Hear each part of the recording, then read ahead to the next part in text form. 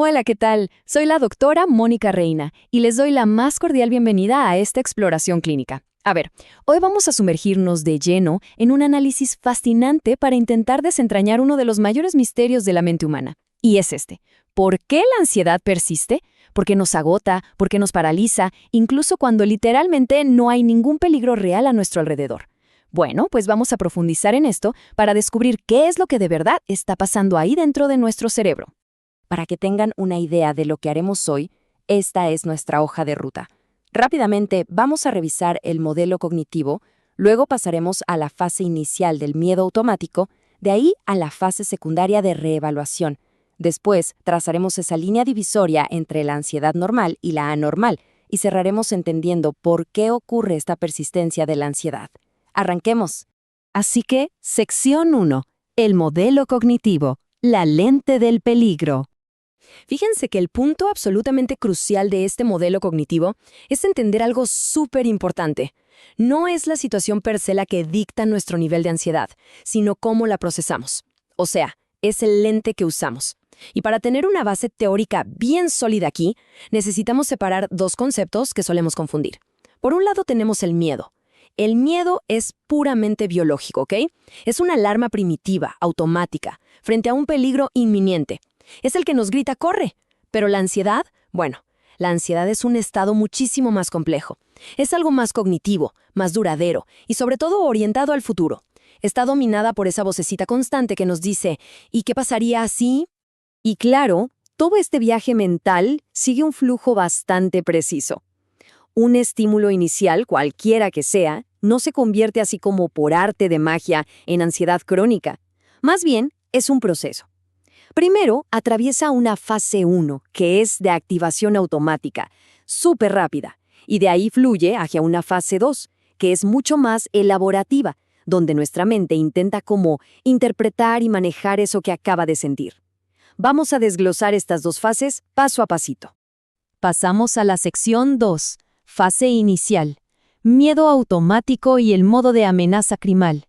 En esta primera fase, entramos de golpe en lo que llamamos clínicamente el modo de activación primal de la amenaza. Y ojo, esta secuencia pasa rapidísimo, de forma totalmente involuntaria. Todo arranca con un estímulo activador. Puede ser un sonido fuerte, puede ser incluso un simple pensamiento, ¿saben? Inmediatamente después, nuestro sistema nervioso autónomo se enciende a tope, preparándonos para luchar o huir. Y esto culmina en una respuesta defensiva inmediata. Es supervivencia pura actuando en cuestión de milisegundos. Pero aquí viene lo que a mí me parece verdaderamente fascinante. Es como si el software de nuestro cerebro sufriera un hackeo durante este pico de estrés. Empezamos a cometer errores cognitivos súper específicos. Por ejemplo, exageramos enormemente la probabilidad de que algo malo pase. Magnificamos lo grave que va a ser. Y peor aún, desarrollamos una especie de ceguera total ante las señales de seguridad objetivas que sí están ahí presentes en nuestro entorno. Literalmente, dejamos de ver lo que nos indica que estamos a salvo. Y el resultado directo de este hackeo es que nuestra conciencia se inunda. De repente, ¡pum!, nos atacan pensamientos automáticos, negativos, totalmente involuntarios, que además vienen acompañados de imágenes catastróficas. Y estas imágenes, aunque claramente no sean racionales, se sienten 100% reales en ese momento, reforzando de manera drástica todo ese modo primal de amenaza del que hablábamos. Siguiendo con nuestro análisis, llegamos a la sección 3, fase secundaria, reevaluación y elaboración. Bueno, una vez que pasa ese primer impacto fortísimo, entramos en un procesamiento secundario más lento. Aquí es donde nuestra mente intenta buscar seguridad. Pero, y este es un pero gigante, hay una diferencia enorme entre los mecanismos adaptativos y los maladaptativos. Contrastemos esto un poco. Buscar información médica objetiva si te sientes mal, pues es adaptativo, ¿no? Pero imaginen a una persona con claustrofobia o agorafobia que decide que solo puede salir de su casa si va agarrada del brazo de un familiar en específico. Esa es una búsqueda de seguridad completamente maladaptativa. Parece que ayuda en el momento, claro, pero en el fondo esconde una trampa enorme. Y justamente esa trampa nos lleva a una de las revelaciones clínicas más importantes, la famosísima ironía del control. Es súper interesante, pero Híjole, qué frustrante puede ser a veces. Resulta que los intentos deliberados que hacemos por controlar o evitar la ansiedad, ya sea preocupándonos obsesivamente o usando estas muletillas de seguridad, en realidad bloquean a nuestra mente, le impiden aprender que la amenaza, de hecho, era falsa.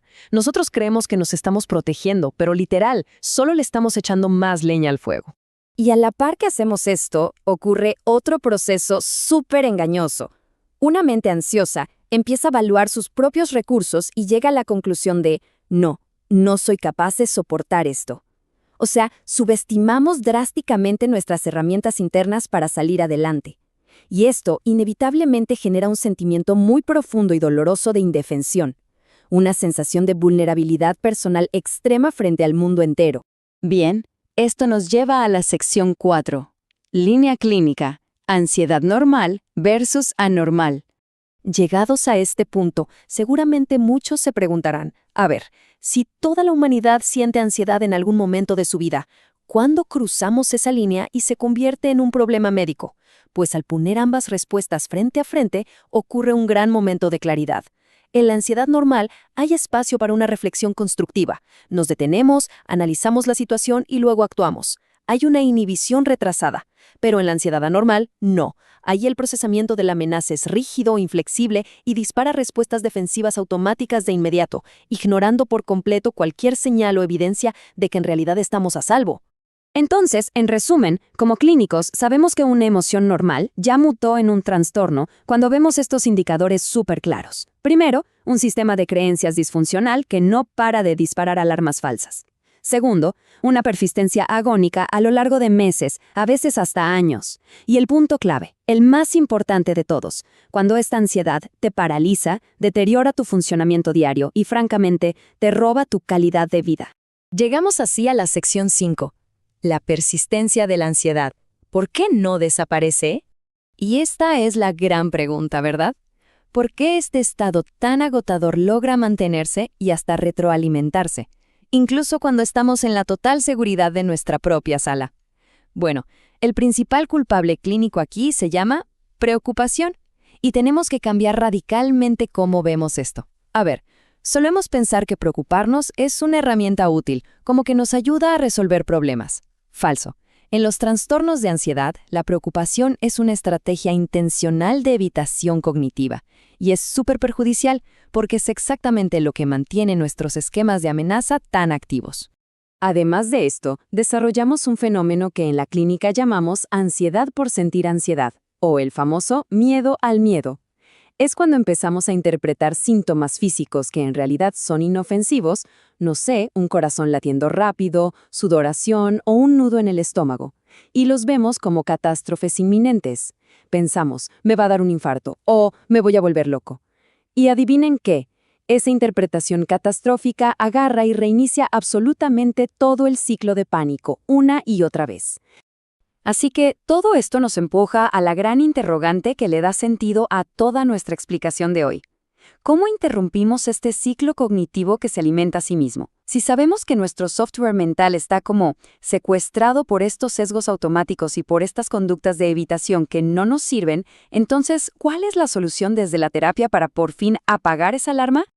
Bueno, pues la respuesta está justo en el núcleo de la terapia cognitiva, la reestructuración. Y fíjense bien, el objetivo aquí no es simplemente borrar o reprimir las emociones, porque eso es imposible. El objetivo real es entrenar a la mente para que empiece a reemplazar, de forma muy intencional y metódica, esas evaluaciones tan exageradas de amenaza. Aprendemos, literalmente, a buscar y procesar evidencias reales de seguridad. Vamos desarmando pieza por pieza esos errores lógicos que nos han mantenido prisioneros. Y para cerrar este análisis, los quiero dejar con una idea fundamental para que se la lleven a casa. Yo sé que la ansiedad muchísimas veces se siente como una fuerza externa, gigante e incontrolable. Pero recuerden esto, nace de cómo procesamos nosotros la información. Comprender nuestro propio software mental, darnos cuenta de cómo operan estos mecanismos hiperactivos es el primer paso indispensable para poder reescribirlo. Ustedes tienen la capacidad de reprogramar ese sistema de alarma. Así que la verdadera pregunta ahora es, la próxima vez que suene esa alarma interna en su cabeza, ¿cuál va a ser ese primer pensamiento automático que van a decidir desafiar?